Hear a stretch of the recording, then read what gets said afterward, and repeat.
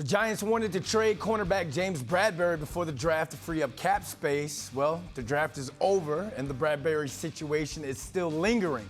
SNY NFL reporter Ralph Vacchiano has been following the situation and joins us to talk about what's next for JB and the Giants.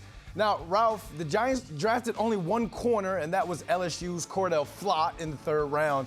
Does that give the Giants or Bradberry leverage in the situation? You know, it's interesting. I'm not sure that it changes the leverage for anyone. You know, from Bradberry's perspective, he didn't have much of a say in this. It's the Giants' decision whether to trade him or cut him.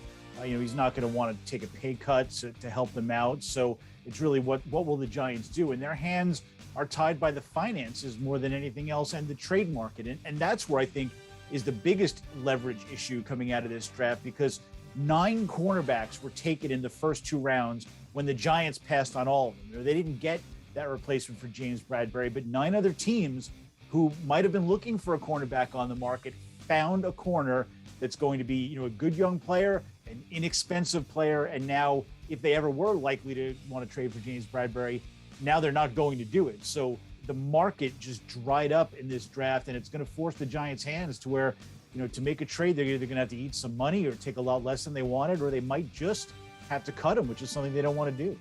Okay, let's talk about forcing the Giants' hands, because in your article posted on SNY TV, you wrote, Giants GM Joe Schoen knows he has to figure this out sooner than later. What options are he left with? Is he left with?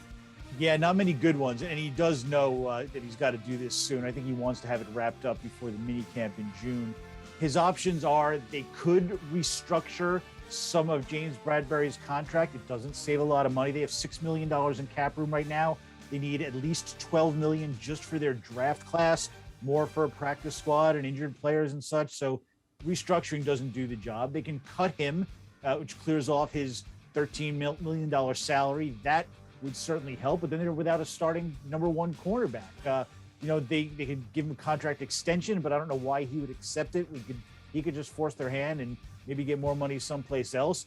And then the other one, which they might have to do if they want to keep him, is restructure some of the bigger contracts on the team. Leonard Williams, Kenny Golladay. But Joe Schoen said that was a last resort, in part because the previous regime did so much restructuring. That's how they got into this cap mess in the first place. So the fewer restructures he can do, the better. Again, there's options to keep Bradberry, but really none of them are good options for the Giants.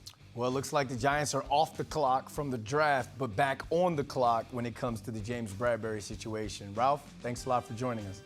My pleasure.